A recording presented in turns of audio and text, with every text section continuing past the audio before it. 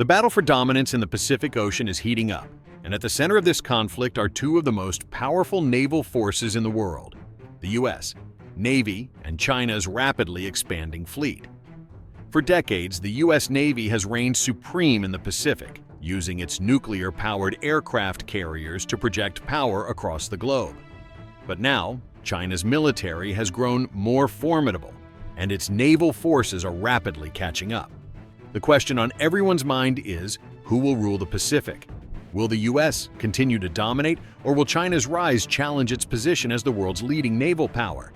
For the United States, aircraft carriers have long been the cornerstone of its naval power.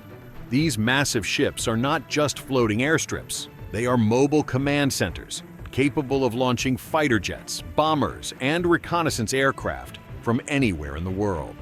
The Nimitz-class and Ford-class carriers are designed to operate in the most dangerous environments, equipped with advanced radar, missile defense systems, and cutting-edge aircraft. The presence of a U.S. aircraft carrier in a region sends a clear message: the U.S. is ready to act. These ships serve as the ultimate power projection tool, allowing the U.S. to strike from thousands of miles away without relying on foreign bases or airfields. On the other hand, China's growing naval strength is challenging the U.S. Navy's dominance. The People's Liberation Army Navy plan has rapidly modernized, becoming the largest navy in the world by ship numbers. While China's aircraft carriers, such as the Liaoning and Shandong, are still catching up to the capabilities of the U.S. fleet, the country's missile defense systems, ballistic missile programs, and submarines are a growing concern. China's anti-ship missiles, including the DF-21D, are designed to target U.S. aircraft carriers at long range, threatening the dominance the U.S. Navy has enjoyed in the Pacific for decades. With China's focus on regional control in the South China Sea and its growing presence in the broader Pacific, the U.S. is facing its most serious naval rival in recent history. The U.S. Navy has responded with an increase in military presence in the region, deploying aircraft carriers and destroyers to enforce freedom of navigation and ensure that China's expansion does not go unchallenged. The U.S. Navy also continues to rely on its global network of alliances with countries like Japan, Australia, and South Korea, which allow it to maintain a presence in the Pacific, even as China increases its naval capabilities. But while the U.S. Navy remains the most powerful fleet in the world, China's rise cannot be ignored. China's military modernization has introduced new capabilities, such as stealth fighters, advanced submarines, and ballistic missiles, making it a serious threat to U.S. naval assets. One of the key advantages of U.S. aircraft carriers is their air superiority.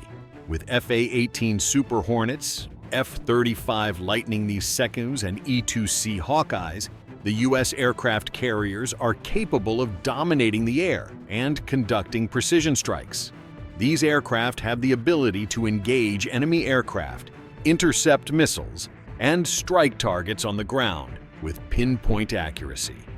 The F-35 is particularly formidable, as it combines stealth capabilities with advanced sensors and multi-role combat capabilities, making it one of the most powerful fighters in the world. In contrast, while China's J-15 fighter jets are capable of launching from its aircraft carriers, they do not yet match the sophistication and capabilities of the F-35 or F/A-18 Super Hornet. China's aircraft carriers, though growing in number, still face challenges in terms of their aircraft launch capabilities, radar systems, and defensive measures. The U.S. Navy's ability to operate its aircraft from nuclear-powered carriers that can stay at sea for months on end gives it a distinct advantage in terms of global reach and endurance.